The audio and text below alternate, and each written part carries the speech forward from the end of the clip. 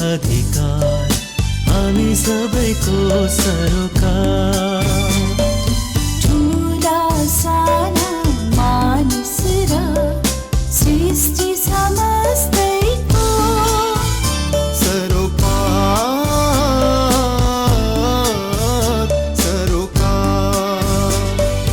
बाल अधिकार हामी सबैको सरोकार।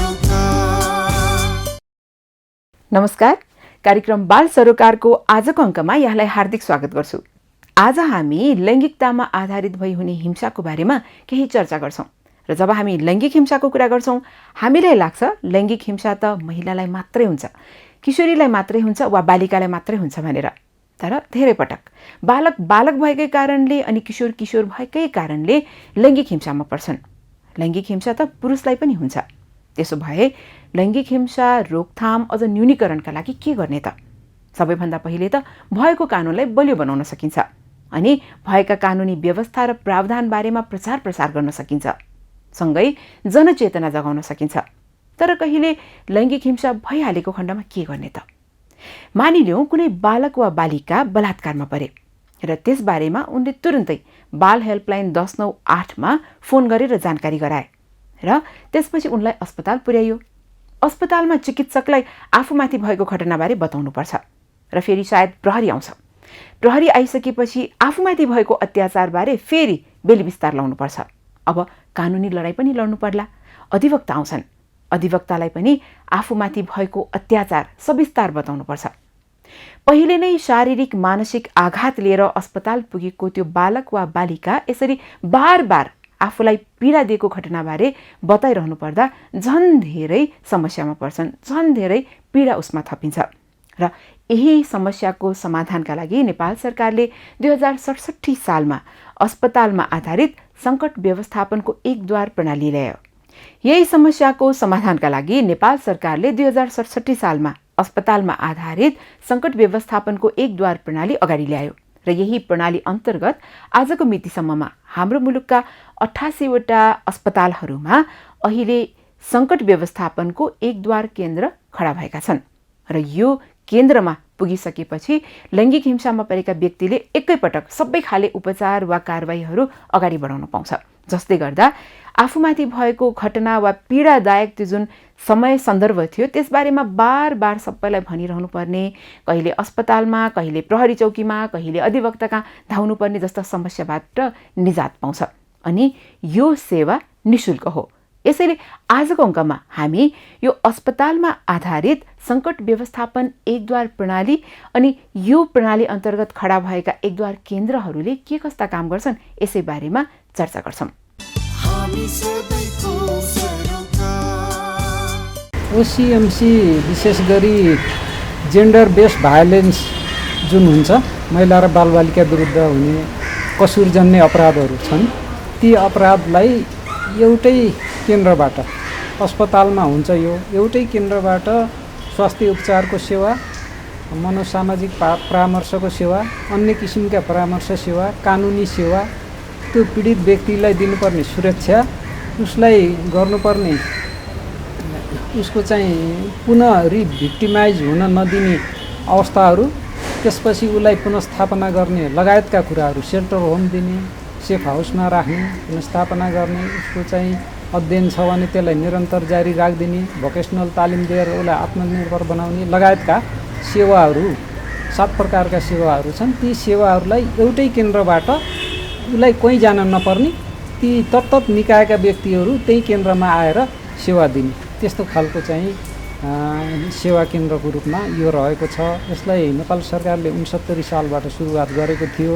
जति बेला चाहिँ धेरै कम अस्पतालहरूमा थिए, अहिले विस्तार गर्दै लगेर 77वटा जिल्ला, गत वर्ष मात्र यो पूर्वी नवलपरासीलाई पनि एड गरेको छ र 77वटा जिल्लाको 88 स्थानमा पुग्नको लागि क्रमिक त्यसको विकासको क्रम चाहिन्छ। त्यस्तै यो ओसिएमसी पनि तपाईँ सुधार भन्ने कुरा 5, 10, 15, 20% हुँदै 100%मा जानियो र यसमा अहिले कुरा पनि उठिरहेछ। ओसिएमसी र मेडिकल लिगल सर्भिस पनि नेपालको लागि नौलो छ, त्यसमा सीमित जनशक्ति मात्र छ। त्यस्ता एक्सपर्टहरूलाई युज गरेर हामीले चाहिँ स्थायी रूपमै राख्नु पर्यो, सरकारी संयन्त्रमै राख्नु पर्यो, उहाँहरूको दरबन्दी नै क्रिएट गर्नु पर्यो भन्ने हिसाबले कुरा भइरहेछन्। त्यो भयो भने त्यसले सहज गर्छ, होइन भने पनि अहिले जति पनि ठाउँमा चाहिँ ओसिएमसी सेवा सञ्चालन भइरहन् त्यो कोअर्डिनेटेड एप्रोचमा हुनुपर्ने, सबै व्यक्तिहरू चाहिँ त्यहाँ जानपर्ने एक्सपर्टहरू, ती एक्सपर्टहरूले आफ्नो चाहिँ स्किलफुल व्यवहार र तिनीहरूलाई चाहिँ सेवाग्राहीहरूलाई अथवा सर्भाइभरहरूलाई जो पीडित छन्, जसलाई चाहिँ हामी घरेलु हिंसाबाट पीडित या प्रभावित व्यक्तिहरू भन्छन्, तिनीहरूलाई स्वास्थ्य उपचार पाउने कुरा, तिनीहरूले परामर्श पाउने कुरा, तिनीहरूले चाहिँ कानुनी सेवा पाउने कुरा, कानुनी परामर्श पाउने कुरा, न्यायिक उपचार पाउने कुरा, तिनीहरूले क्षतिपूर्ति पाउने कुरा, अन्तरिम राहत पाउने कुरा, तिनीहरूलाई पुनर्स्थापना गर्ने, सेल्टरमा राख्ने लगायतका कुराहरू चाहिँ कुरालाई यो भनेको चाहिँ मेडिसिन जुन हाम्रो यो स्वास्थ्य सम्बन्धीको ज्ञानलाई चाहिँ लिगलमा जोड्ने एउटा ब्रिज चाहिँ हो। जस्तै कुनै पनि बखत कानुनलाई चाहिँ मेडिकलको कुनै सेवा चाहिँ प्रमाणका रूपमा चाहियो अरे पीडितको लागि भने त्यो हामीले जुन जाँचेको फ्याक्टहरू छ त्यसलाई चाहिँ के त न्याय प्रणालीको अगाडि एउटा प्रमाणका रूपमा राखेर जस्टिस सिस्टमलाई चाहिँ सुविधा दिने सहयोग गर्ने चाहिँ एक प्रकारको चाहिँ यो क्षेत्र हो। मेडिको लिगल भनेपछि दुइटै मेडिकल पनि लिगल पनि दुइटै चाहिँ जोडिएको एउटा, जसमा चाहिँ कानुनी रूपमा हामीलाई त्यसको बारेमा हामीलाई ज्ञान पनि हुनु पर्यो र मेडिकलको फिल्डको पनि हामीलाई ज्ञान हुनु पर्यो र त्यसलाई नै सहजीकरण एउटा कसैले पनि न्याय पाउने बेलामा चाहिँ सहजीकरणको लागि केस लम्बाउँछ, क्वारी आउँछ, थुप्रै मान्छे भयो, थुप्रै मान्छेले फेरि यस्तो भन्नुपर्ने यस्तो गर्नुपर्ने हुन्छ, त्यही भएर केस टर्मिनेट टुङ्ग्याइदिने होइन। अब मेडिको लिगल ट्रेनिङ भनेको चाहिँ जस्तो मेडिको लिगल केसेस चाहिँ कस्तो हो त होइन, जस्तै कुनै पुलिस केसहरू एक्सिडेन्टहरूदेखि लिएर होइन फिजिकल असल्टको कुरा जुनमा हिंसाको कुरा आउँछ होइन, त्यसमा लैङ्गिक हिंसा पनि पर्छ, जसमा चाहिँ प्राय मेजोरिटीमा चाहिँ हाम्रो देशमा र हाम्रो सोसाइटीमा महिला र बालबालिका छन् हो। उहाँहरूलाई यस्तो केसेसहरूमा चाहिँ उहाँहरूको चाहिँ उहाँहरूको मेडिकलले त्यस्तो केसको चाहिँ कसरी लिखित एउटा डकुमेन्ट बनाउनेदेखि लिएर कसरी जाँच्ने होइन, शारीरिक परीक्षण हुन्छ कि उहाँको मानसिक परीक्षण हुन्छ कि हरेक कुरा चाहिँ जाँचेर त्यही अनुसारले डकुमेन्टसम्मको रिपोर्टसम्मको तयारी उहाँलाई सुरुमा प्राइमेरी जाँचेदेखिको अन्तिम रिपोर्ट बनाउन्जेलसम्मको सबै यो सरले भन्नुभयो धेरै कुर्नुपर्छ भनेर होइन। अब ह्युमन रिसोर्स भयो भने चाहिँ सायद त्यो होला कि अथवा यो स्पेसिफिक डिपार्टमेन्ट भयो भने होला कि सर, हाम्रो काम एकदमै धेरै काम भएको भएर पनि हामीले चाहेर पनि एकदम त्यस्तो के एकदम वेट गराउनु पर्ने, कहिले कहिले आमा र बच्चालाई बचाउनलाई प्रायोरिटी हेरेर कता बढी फोकस गर्ने भनेर हामीले कहिले कहिले त्यसो गरेर गर्नुपर्ने हुन्छ। त्यही भएर ह्युमन रिसोर्स एकदमै पुग्यो भने सायद त्यो प्रब्लम नआउला कि। अब हस्पिटलहरू त्यसमा अथवा यो टिचिङ हस्पिटलहरू पनि हुनसक्छन्, त्यस्तो स्वास्थ्य सेवा केन्द्रहरूबाट पनि यो सेवा सञ्चालन गर्दै आएको छ। 2076 सालमा यो इस्टाब्लिस भयो र त्यसपछि डक्टरहरू डराउँछन् त्यो ओसिएमसी केस आयो भने अदालत जानुपर्छ के भनेर। हामी त्यस्तो छैन, हामी 24 आवर्स हामी सर्भिस प्रोभाइड गर्छौँ, ओसिएमसीको सर्भिस प्रोभाइड गर्छौँ र 24 hours 7 days in a week हाम्रो सर्भिस हुन्छ। हाम्रो ABCDEF भन्ने ग्रुप छ, Sunday Monday Tuesday Wednesday Thursday and Friday group छ। फ्राइडे त्यो ग्रुपसँग 24 आवर्समा ओसिएमसी पेसेन्ट भिक्टिम सर्भाइभर आयो भने कसले हेर्ने त भन्दाखेरि सिनियर, मैले अघि पनि मेरो स्पिचमा नि भनिसकेँ, यो सिनियर मेडिकल अफिसर अनि रजिस्ट्रार, सिनियर रजिस्ट्रार, यो अहिले अलि सिनियर डक्टरहरूले हेर्छन् र प्रायः जसो चाहिँ इच एन्ड एभ्री ग्रुपमा यो GBV को जेन्डर बेस भाइलेन्सको ट्रेनिङ पाएका डक्टरहरू छन् र उनीहरूले हेर्छन्, एकदम राम्रोसँग हेर्छन्। इन्टरभ्यू उनीहरूलाई हिस्ट्री लिने र सबै मेडिकल चेकअप गर्ने उहाँहरूले गर्नुहुन्छ र सायद हामी बिजी भएको बेलामा होला, कहिले कहिले एकदम अपरेसनमा भयो, एकदम इमर्जेन्सी केसमा हामी दौडिनु पर्यो, पेसेन्ट सेभ गर्नु पर्यो, मदर र बेबीको, आमा र बच्चाको, प्रेग्नेन्ट लेडीहरू आउँछन्, आमा र बच्चाको लाइफ सेभ गर्नु पर्यो भन्ने बेलामा सायद कुर्नु पर्ला।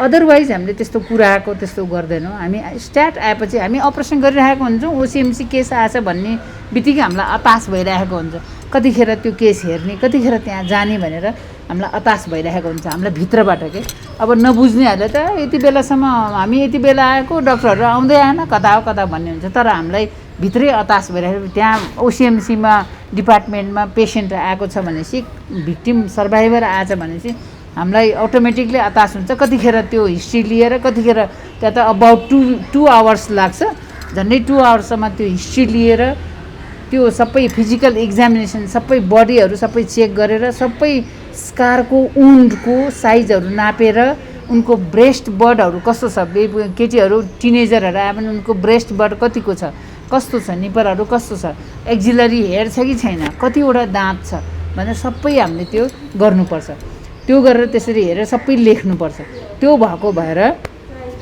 हामीले अनि यो 24 आवर्समा हो त्यसरी सबै डक्टर छुट्याइएको हुन्छ त्यही भएर किन एन इक्जाम्पल हाम्रो हस्पिटल इक्जाम्पल उदाहरणीय किन भयो भन्दाखेरि हामी त्यो अभोइड गर्दैनौँ 24 आवर्ससम्म हामी सर्भिस प्रोभाइड गरेछौँ सिस्टर पनि 24 आवर्स सिफ्ट ड्युटी हुन्छ हाम्रो 24 आवर्सको डक्टर हुन्छ जस्तो अब सन्डे ग्रुपमा ए ग्रुपको डक्टर मन्डे ग्रुपमा बी ग्रुपको डक्टर ट्युजडे ग्रुपमा सी म न्यायको लागि चाहिँ दौडिन्थेँ म न्याय पाउनलाई चाहिँ छिटो होस् भनेर कसरी सोध्थेँ भन्ने हिसाबले हामी निरन्तर लाग्यो भने त्यो दिन सम्भव हुन्छ यो असम्भव कुरा छैन ओसिएमसी त्यही हो हामीलाई कम्प्लेन के हुन्छ हामी जस्तो यता अपरेसनतिर हामी बिजी हुन्छौँ यता पेसेन्टलाई सेभ गर्नेतिर बिजी भएको बेलामा तत्कालै आउने बित्तिकै सर्भिस पाएन भने हामी कम्प्लेन आउँछ धेरै कुर्नु पर्यो धेरै यति घन्टा कुर्नु पर्यो भनेर त्यो हामीले कुराएको होइन परिस्थितिले कुराएको हो किनभने हामी यता ब्लिडिङ भएर आउँछ आमा र बच्चाको मुटुको धड्कन एकदम कम भयो एकदम ब्लिडिङ भएर आउँछ होइन पहिला त आमालाई त्यो पुर्याउनु पर्यो त्यो आमा र बच्चालाई सेभ गर्नु पर्यो होइन अब आमा र बच्चालाई सेभ गर्न लाग्दाखेरि यतापट्टि ढिलो भयो भने यता कम्प्लेन आउँछ त्यसै कसरी गर्ने तिमी भन्दाखेरि सायद ह्युमन रिसोर्स थप्ने कि अथवा अर्कै डिपार्टमेन्ट खोल्ने हो कि होइन ओसिएमसीको अर्कै डिपार्टमेन्ट खोल्ने हो कि त्यो के गर्दाखेरि इम्प्रुभ हुन्छ त्यो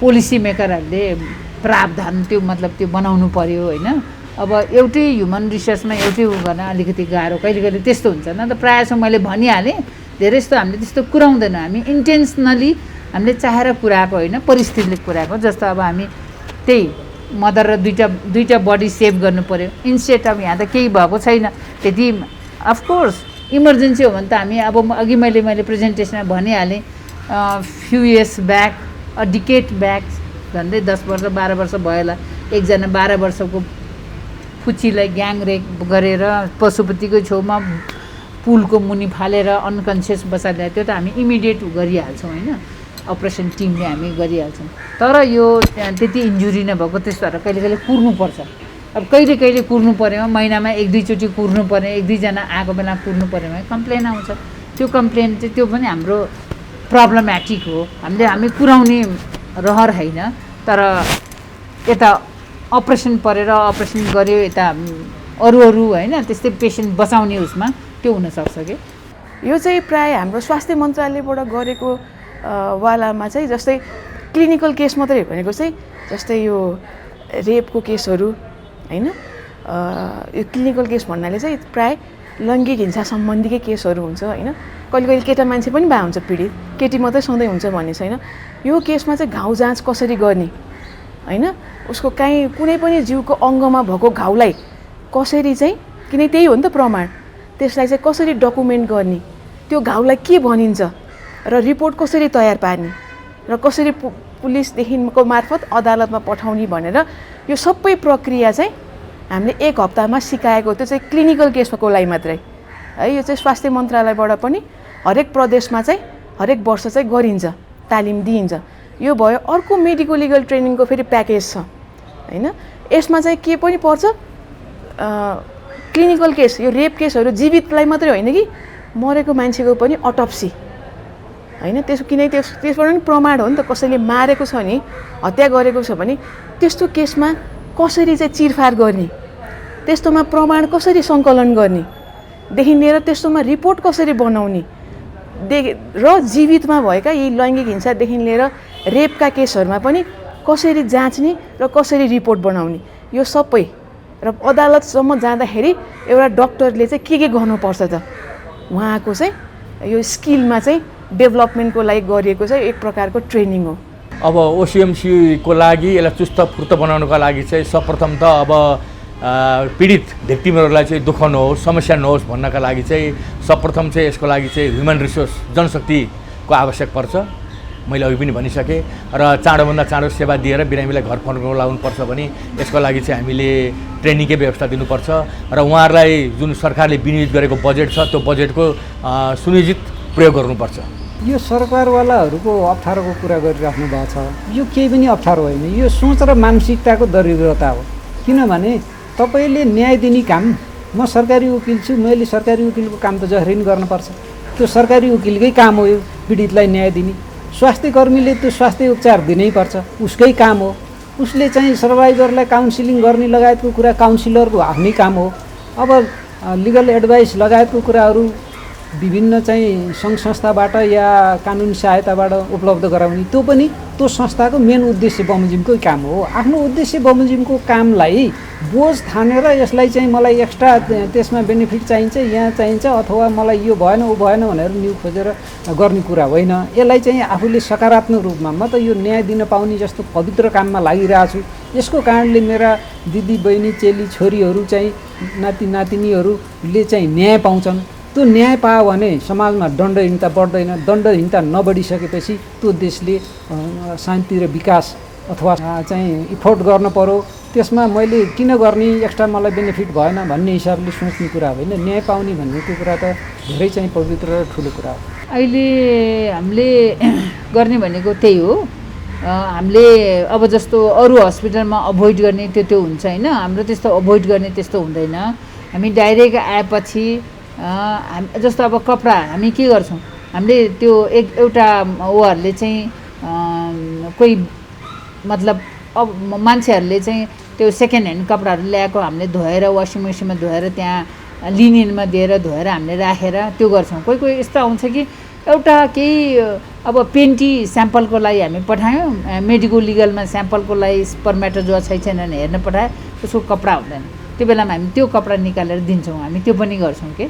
अनि खानाहरू हामीले त्यही हस्पिटलबाटै हामीले प्रोभाइड गर्छौँ। अब 2075 सालबाट चाहिँ यहाँ हाम्रो अफिसियली सुरु भएको यो ओसिएमसी चाहिँ हाम्रो पाटनमा अस्पतालमा र अहिले चाहिँ हाम्रो सहजीकरण भएको चाहिँ के छ भन्दाखेरि हाम्रो ललितपुरको चाहिँ हाम्रो जुन हाम्रो सरोकारवाला ज्यूहरू होइन, सिडिओदेखि लिएर हाम्रो मेयरज्यूदेखि लिएर हरेक संस्थाबाट चाहिँ हामीलाई चाहिँ एकदमै सपोर्ट आएको छ। जस्तो हामीले प्रेजेन्टहरू गर्दा पनि उहाँले चाहिँ तपाईँहरूलाई जुनसुकै कारणको पनि तपाईँहरूलाई चाहिँ अप्ठ्यारा भयो भने चाहिँ हामीसँग डाइरेक्ट सम्पर्क गरेर चाहिँ हामी यसको चाहिँ समाधान निकाल्छौँ भने त्यस्तो चाहिँ हाम्रो जस्तै ओसिएमसीको हरेक चौमासिक एउटा बैठक हुन्छ। यसको चाहिँ अध्यक्षता चाहिँ हाम्रो सिडिओ सरको हुन्छ, ओसिएमसीको निर्देशिकामै छ र त्यो चौमासिक हुँदा चाहिँ हामीले त्यसमा रिपोर्ट गर्छौँ र हाम्रो अप्ठ्यारा के छन् र अहिले हामीले चाहिँ गरिरहेको के छौँ त र केमा चाहिँ हामीले सुधार गर्न सक्छौँ। चौमासिक रूपमा चाहिँ हामीले चाहिँ मिटिङ गर्दाखेरि चाहिँ त्यसले गर्दा चाहिँ हाम्रो धेरै जस्तो चाहिँ व्यवस्थापन धेरै राम्रो छ। तर अप्ठ्याराहरू भनेको चाहिँ भन्ने बित्तिकै सबै सहजीकरण हुँदैन। जस्तै पाटन अस्पतालमा अब कुनैमा यही अहिले रेपको केसहरूमा पनि गर्भवती महिलाहरूको यदि अबोर्सन गर्नु पर्यो भने चाहिँ त्यसको लागि चाहिँ हामीले सरकारबाट एउटा अनुमति लिनुपर्ने रहेछ। त्यसको लागि हामीले प्रोसेस चाहिँ मिलाएका छौँ। तर अहिले हाल रेप केस जसमा चाहिँ गर्भवती हुनुहुन्छ त्यस्तोमा चाहिँ हामीले उहाँलाई सहजीकरणसँग चाहिँ अबोर्सन गराउन नसकेर हामीले चाहिँ प्रसुति रिफर गर्नुपर्छ। त्यस्तो केस अब एउटै ठाउँबाट सबै सुविधा दिन पाऊँ भनेर चाहिँ हामीले त्यही भएर चाहिँ अहिले चाहिँ निवेदन चाहिँ दिएका छौँ स्वास्थ्य मन्त्रालयलाई। अब यसको लागि चाहिँ के हामीले अनुमति कहाँबाट के पाउनु पर्ने हो, किनकि त्यहाँ पनि गाइने अफिसको त छ डिपार्टमेन्ट, उहाँहरूले त्यो गरिहाल्नुहुन्छ। तर त्योभन्दा अगाडि लिनुपर्ने अनुमतिको लागि चाहिँ कुरिरहेछौँ। यस्तै साना साना पाटाहरूमा चाहिँ हामीलाई अलिकति अप्ठ्यारो भएको छ र अलि त्यही हिंसा के हो भन्ने नै थाहा हाम्रो समाजमा थाहा नभएर चाहिँ र यसको सुविधा चाहिँ निःशुल्क रूपमा ओसिएमसीमा पाइन्छ है भन्ने पनि थाहा छैन र यसको चाहिँ गोपनीयता हुन्छ भन्ने कुरा पनि थाहा छैन र अझै पनि त्यस्तो महिला बालबालिकादेखि लिएर वृद्धहरू चाहिँ आउन डराइरहनु भएको छ। र त्यो चाहिँ सधैँ कतिजना हुनुहुन्छ नि कानुनी रूपमा जान चाहनुहुन्न नि, म स्वास्थ्यको मात्रै सुविधा लिन्छु म घर फर्किन्छु भन्ने पनि हुनुहुन्छ। हो त्यस्तोको लागि चाहिँ त्यस्तो पनि गर्न पाइन्छ है, सधैँ कानुनी अदालत पुग्नुपर्छ भन्ने छैन। स्वास्थ्य सुविधा मात्रै लिन्छु भन्ने पनि छ है भनेर चाहिँ यो कुरालाई चाहिँ मेसेजको रूपमा तालिम इज इम्पोर्टेन्ट, तर तालिम बाहेक मिठो बोल्नलाई त तालिम चाहेन होइन, उसको कुरा सुन्नलाई त तालिम चाहेन। त्यही भएर सायद हामी सर पनि सिनियर हुनुहुन्छ, अरू कान्तिको म्याडम हेर्छु, मैले पाटनको डाक्टर साहबलाई पनि हेर्छु, सबभन्दा पहिला सेन्सिटिभिटी त गर्नु पऱ्यो होइन, सेन्सिटाइज त गर्नु पऱ्यो होइन। इट इज इम्पोर्टेन्ट, इम्पोर्टेन्स त पहिलो बुझौँ होइन। जसलेसम्म तपाईँले इम्पोर्टेन्स बुझ्नुहुन्न, प्राथमिकतामा राख्नुहुन्न, यो केही पनि हुँदैन। तपाईँले प्राथमिकतामा राख्नुभयो भने, तालिम नभयो भने पनि you will what you will do, तपाईँले कसैले बोलाउनुहुन्छ, कोअर्डिनेसन गर्नुहुन्छ होइन, कहीँ पठाउनुहुन्छ, अनि अलिकति केयर बेटर हुन्छ कि भन्ने जस्तो लाग्छ। त्यही भएर मलाई कस्तो लाग्छ, अल दिस ओसिएमसी सेन्टर्स जति छ काठमाडौँमा, सबैको एउटा इफेक्टिभ कम्युनिकेसन या कोअर्डिनेसन मेकानिजम हामीले डेभलप गऱ्यो भने होइन, ल यहाँ हुँदैन पेसेन्ट लैजाऊ भन्दा उहाँले डाक्टर साहबहरूले अथवा सर्भिस प्रोभाइडरले होइन यहाँ हुँदैन तर त्यहाँ गएर कसलाई भेट्ने के गर्ने एउटा इफेक्टिभ वेमा गऱ्यो भने सायद अलिकति केयर बेटर पनि हुन्छ र छिटो पनि हुन्छ जस्तो मलाई लाग्छ होइन। तर सेल्टर होम्सको जुन पनि कुरा छ, हामी धेरै अर्गनाइजेसन्सहरूले सिभिन बोरेक धेरैसँग काम गरेँ, धेरै राम्रो छ। तर कतिपय अर्गनाइजेसनको आफ्नो क्षमता हुन्छ होइन, 3 महिनापछि म राख्न सक्दिनँ, यो उनीहरूको रुल छ, त्यसमा म राम्रो नराम्रोमा जान चाहेन। तर कुनै मान्छेलाई त 3 महिनापछि पनि त जरुरी होला नि सेल्टर, त्यसलाई के गर्ने त। त्यही भएर लङ टर्म कुराहरू अब सोच्नु जरुरी भयो होइन। यो यदि हामीले न्यायको समयलाई चाहिँ सर्ट गऱ्यौँ भने, फास्ट ट्र्याकमै केसेस लग्यौँ भने सायद सबभन्दा राम्रो हामीले यो समीक्षा गर्दाखेरि वी एक्चुअली नो के भयो र पीडितले पनि न्याय पाउँछ र पीडकले पनि अब उसको कानुनी उपचार जे हुन्छ त्यो हुन्छ जस्तो लागेको छ। ट्रेनिङ भनेको हामीले हाम्रो स्वीकृत वार्षिक कार्यक्रमहरूमा तालिम, मेडिको लिगल तालिम भनेर हामीले राखेका छौँ। विगतमा चाहिँ यो कुनै अनलाइनबाट दिने तालिम होइन, यो जस्तै अरू मिटिङहरू हामीले भर्चुअल गर्न मिल्थ्यो भने यो ट्रेनिङ चाहिँ भर्चुअल गर्न नमिल्ने, अथवा 7 दिन चाहिँ त्यसमा चाहिँ एकदम एक्जामिनेसन नै गर्नुपर्ने, प्रयोगात्मक नै गर्नुपर्ने भएको हुनाले 7 दिनको ट्रेनिङ राख्नुपर्ने कारणले गर्दा यो कोभिड-19 को अवस्थाले गर्दा हामीले विगतमा 4वटा मात्रै प्रदेशमा गर्न सफल भएका छौँ भने यो पालि पनि हामीले ट्रेनिङ राखेका छौँ। र अहिले हाम्रो ट्रेनिङ नै मेडिकल लिगल तालिम चाहिँ सुरुमै गर्ने हामीले भनेर 20 जनाको चाहिँ एउटा स्थायी मेडिकल अधिकृतहरूलाई यो ट्रेनिङ दिन्छ। र अहिले चाहिँ हामीले यो प्रदेश नम्बर 1 लाई पहिलो प्राथमिकतामा राखेर तुरुन्तै यो हामी यो तालिम गर्ने कार्यक्रममा छौँ। त्यस्तै अब प्रचार प्रसारको कुरो भएन भन्ने खालको कुरो सुन्दा मलाई अलिकति हामी इनिसिएसन पनि कतिको लिन्छौँ होइन, सरकारका भएका गतिविधिलाई अथवा सरकारले दिएको सुविधाहरूलाई कति चाहिँ त्यो सिटिजनले जानकारीमा कसले पुर्याइदिने। जस्तै मलाई थाहा भयो भने म चुप लाएर बस्ने, तपाईँलाई थाहा भयो भने तपाईँ चुप लाएर बस्ने होइन कि, त्यसलाई चाहिँ प्रचार प्रसार गर्नु पर्यो। यस्तै कार्यक्रमले, गोष्ठीले, सेमिनारले यी कुराहरू चाहिँ अझ व्यापक रूपमा चाहिँ त्यो सचेतना अभिवृद्धि गर्ने कुराहरू पनि गर्छ। अब हामीले यो ओसिएमसी भनेर छन् अस्पतालहरूमा होइन, अनि यो त फेरि कस्तो भन्दा एकदमै क्राइसिसको बेलामा पुग्ने ठाउँ भयो। यो ठाउँमा जुन सेवा दिँदैछ गुणस्तरीय छ कि छैन, छ भने पनि त्यसको त्यो निरन्तरताको कुरा भयो, अनि सुनिश्चितताको गुणस्तरको सुनिश्चितताकै लागि चाहिँ मन्त्रालयको जिम्मेवारी कस्तो हुन्छ? यो चाहिँ अहिले के छ भने जस्तै अहिलेको यो सङ्घीय राज्यको संरचना अनुसार चाहिँ सङ्घको भनेको स्वास्थ्य तथा जनसङ्ख्या मन्त्रालयले मात्रै हेर्ने अस्पतालहरू भनेर सङ्घको छुट्टै छन् भनेपछि प्रदेशमा अन्तर्गत रहेर हेर्ने र स्थानीय तहसम्म चाहिँ विभाग अन्तर्गत यी कुराहरू रहन्छ। हुन त विभाग पनि मन्त्रालयकै अन्तर्गत रहेको विभाग भयो। यहाँले भने जस्तो पहिलो कुरो त संयन्त्र स्थापना गर्नु नै ठुलो कुरो होइन। कुनै पनि एउटा डेलिगेट संस्था, डेलिगेट व्यक्ति अथवा सम्पर्क व्यक्ति तोकिनु भनेकै त्यो एउटा इस्युलाई, त्यो मुद्दामा चाहिँ एकदम गहन छ र त्यो मुद्दाले चाहिँ उसले जिम्मेवारी बोक्न सक्छ, उसको जवाफदेहिता पनि त्यहाँ रहन्छ भनेर तोकिने हो। भनेपछि अरू भनेको यहाँले भने जस्तो गुणस्तरका कुरा भनेको आज गुणस्तरयुक्त बनाएर गुणस्तर हुन्छ भन्ने होइन। हरेक क्षेत्रमा गुणस्तर भनेको निरन्तर सुधारको अभ्यासबाट गुणस्तरीय कुराहरू आउने हो। यो चाहिँ अब सेवा प्रदायकहरूले र सेवा लिनेहरूले पनि आफूसँग चासो, चिन्ता होइन, आफूलाई प्राप्त गरेको सेवाहरू कुन तरिकाले त्यो दिनेछन्। गुणस्तरीय मापन भनेको खालि त्यो नतिजामा मात्रै हेर्ने कुरो होइन, प्रक्रियादेखि लिएर आएर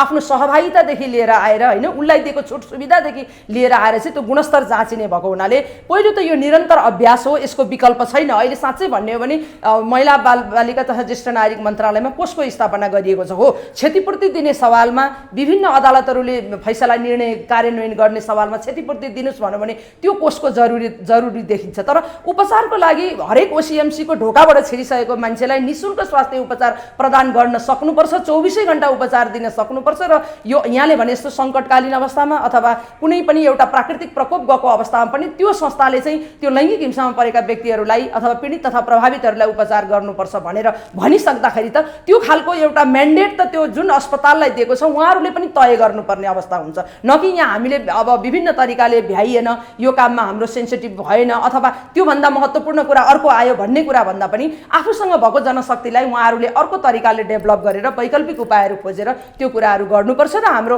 मन्त्रालयको भनेकै अनुगमन गर्ने, निरन्तर रूपमा हेर्ने, होइन के आवश्यकता भएको छ त्यो अनुसार लिएर त्यो आवश्यकता परिपूर्ति गर्ने र वार्षिक रूपमा हामीले बहु समीक्षा गर्ने भनेर पनि हामीले कार्यक्रम राखेका छौँ। यसलाई पनि अहिले कोभिडकै सिचुएसनले हामीले धेरै सरकारहरूसँग जम्मा पारेर हामीले त्यो समीक्षा गर्न नसकेको, विगतको पनि त्यो कार्यक्रम चाहिँ अब गर्न नसकेर त्यत्तिकै पेन्डिङ भएको र तर अबको आगामी समय चाहिँ यो एउटा सहज भयो भने हामीले त्यो बहु समीक्षा गरेर त्यो समीक्षाको निचोड के हुन्छ र आगामी दिनहरूमा हामीले कहाँ चाहिँ त्यसलाई इन्टरभेन्सन गर्नुपर्छ भन्ने कुरोहरू स्वास्थ्य मन्त्रालयले गर्नेछ। फैलाउनलाई चाहिँ अझै बाँकी, अझै पनि त्यो यो जुन सूचना फैलाउनमा चाहिँ इन्फर्मेसन डिस्ट्रिब्युसनमा चाहिँ अझै हामी चाहिँ यसमा चाहिँ हाम्रो अप्ठ्यारोहरू चाहिँ अझै पनि छ।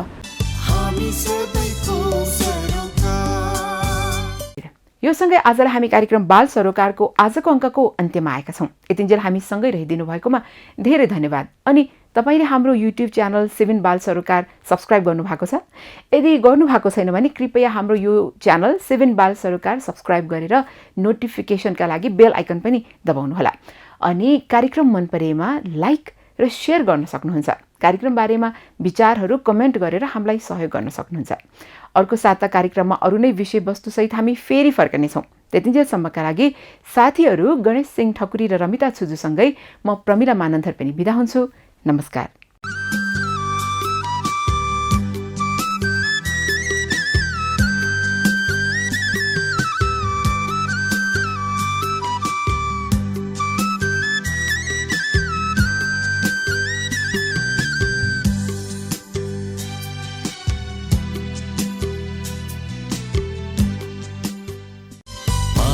अधिकार हामी सबैको सरोकार। ठुला साना मानिस र सृष्टि समा